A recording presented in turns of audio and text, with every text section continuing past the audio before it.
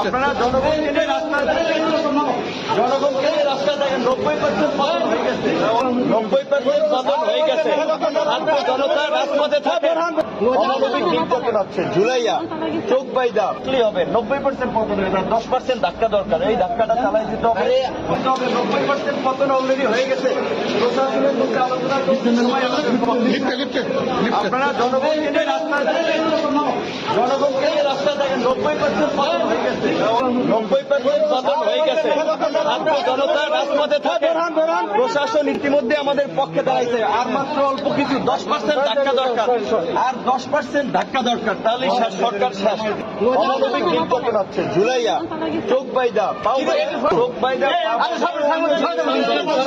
হাইকোর্টের নির্দেশনা সেটাও মানা হয় না, অমানবিক নির্যাতন করা হয়। তারপরেও সবার মনোবল শক্ত। আমাদের কথা এটি, সরকার পতন না হওয়া পর্যন্ত আন্দোলন চালাইতে হবে।